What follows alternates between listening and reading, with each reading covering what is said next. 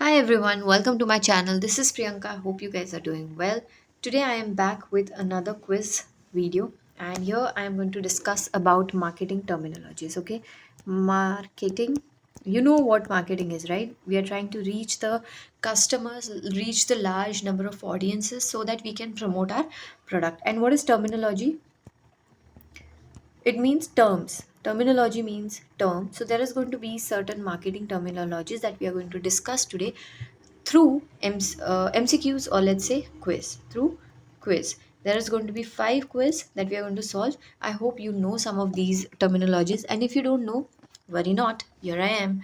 So let's just start with today's lecture, or whatever you want to call this. This is your first question, patronage motive. Let me just explain you before we move ahead. Let me change the color. We'll take a blue color. Yes. Now, patronage motive.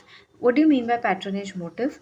A reason for a consumers to buy a product service based on a feelings or attitude.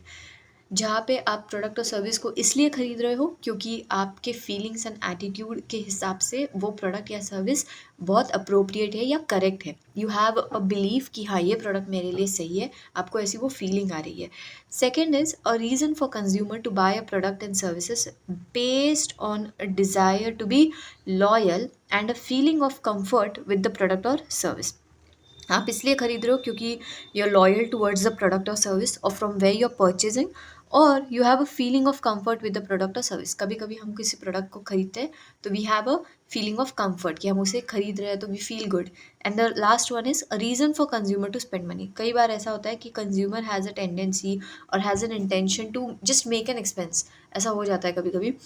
तो what does patronage motive mean? So your time starts now.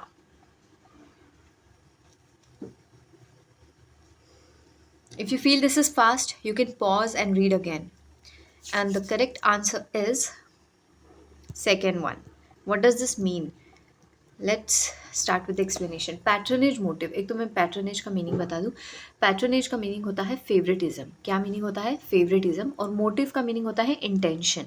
सो जब हमें किसी चीज़ को लेके कोई favouritism होती है, यानी कोई चीज़ हमारे लिए बहुत फेवरेट है, तो हम उस चीज़ को बार बार खरीदते हैं to make our self feel better. And motive का मतलब होता है इंटेंशन। क्या मतलब होता है? इंटेंशन, कि किस इंटेंशन से हम किसी प्रोडक्ट को परचेज कर रहे हैं।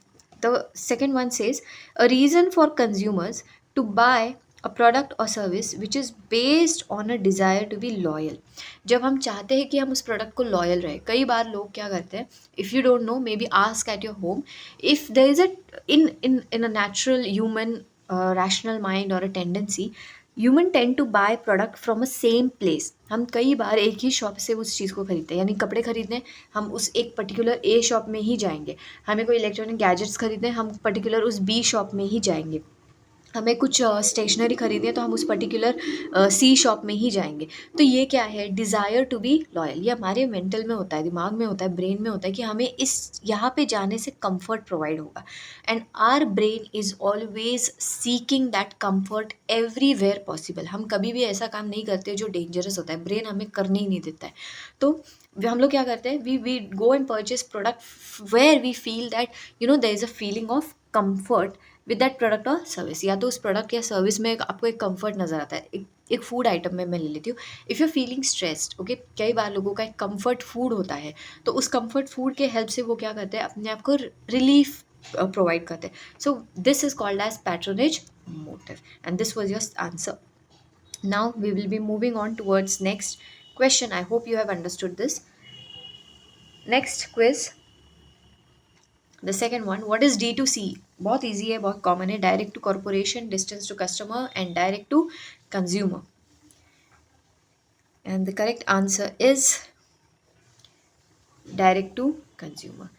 Very common term that you might have heard here and there कि डायरेक्ट टू कंज्यूमर, D2C क्या होता है कि कोई बिजनेस है, ठीक है, ये बिजनेस डायरेक्टली किसके साथ कनेक्ट कर रहा है? कंज्यूमर्स के साथ कर रहा है। किसके साथ? कंज्यूमर के साथ, इस यहाँ बीच में वो किसी भी इंटरमीडियरी को नहीं ले रहा है. It is directly dealing with the consumer. एक ऐसा प्लेटफॉर्म यूज़ कर रहा है बिजनेस जिसके थ्रू डायरेक्ट कंज्यूमर उस प्लेटफॉर्म में अपना प्रोडक्ट देख सकता है और डायरेक्टली परचेज कर सकता है. So this is a D2C business. Done. It was a very good one. Next quiz, the third one. What is grassroot level? ये grassroot level क्या होता है? Let's just see. A marketing strategy that targets small group of audience, niche जिसे बोलते हैं. ठीक है, तो क्या इसका मतलब grassroot level का ये है. Second, a marketing company, एक ऐसी company that sells its product related to grass, या फिर ऐसी कोई कंपनी है जो ग्रास रिलेटेड प्रोडक्ट सेल करती है. Third, a marketing corporation company that aims at large group of audience. तो यहाँ पे था स्मॉल ग्रुप, यहाँ पे है लार्ज ग्रुप, यहाँ पे है related to grass. And your time starts now. What does this grassroots level means? Option A, B or C? And the answer is, of course, A. What do you mean by that? Grass root level क्या है? ये एक marketing strategy है. क्या है? Marketing strategy. कोई भी business एक स्ट्रैटेजी लेके चलता है, तो उसमें एक आता है ग्रास रूट लेवल स्ट्रैटेजी. यहाँ पे वो बिजनेस क्या टारगेट कर रहा है? Small group of audience. ये ज़्यादा लोगों को नहीं कनेक्ट कर रहा है, ये बहुत C small group of audience को कनेक्ट कर रहा है. और इसके इंटेंशन ये है कि यही स्मॉल ग्रुप जिसे इसने टारगेट किया है इस बिजनेस ने, ये आगे जाके और 10 लोगों को बताएंगे कि अबाउट दिस बिजनेस. ये आगे जाके इसकी प्रमोशन करेंगे. हम नहीं करेंगे, हमने सिर्फ इन स्मॉल ग्रुप ऑफ लोगों को क्या किया है?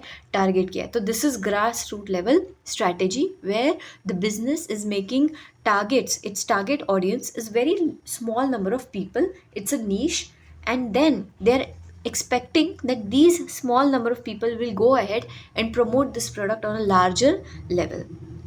This is what grassroots level means. Next quiz number 4. What is ROS?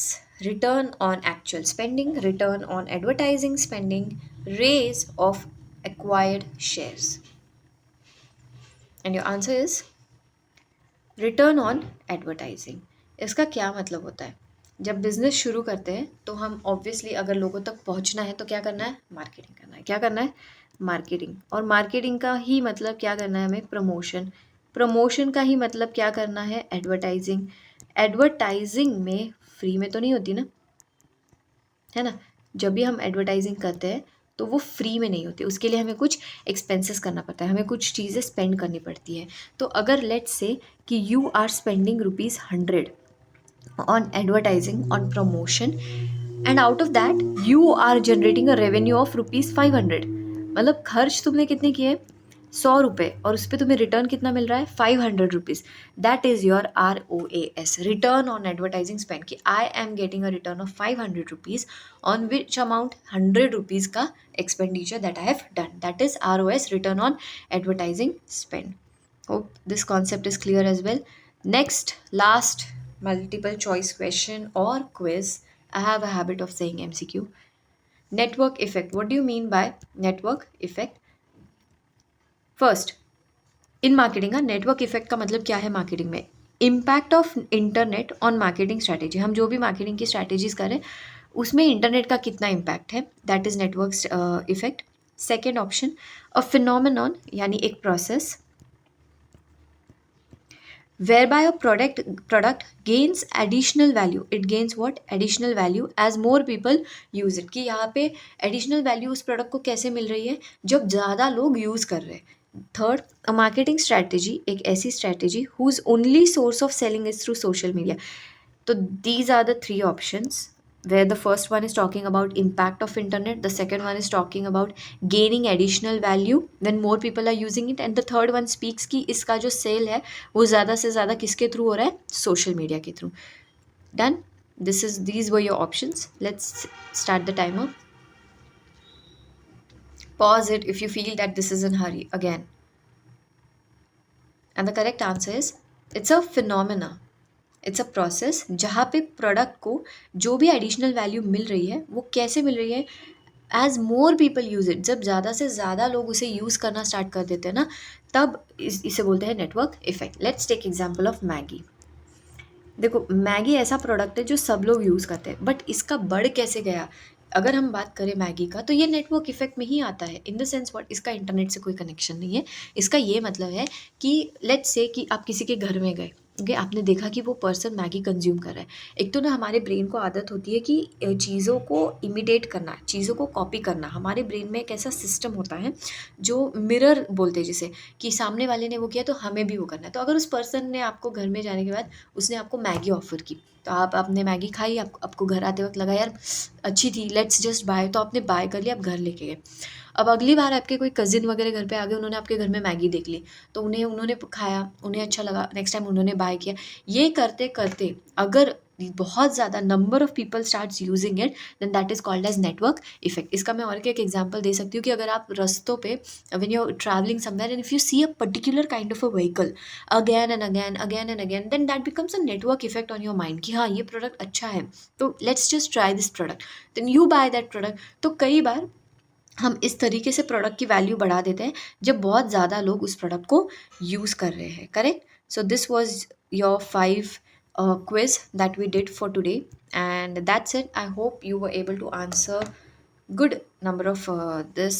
So thank you for watching my video. I hope you like the content, and if you did, then make sure you show that love through subscribing to the channel.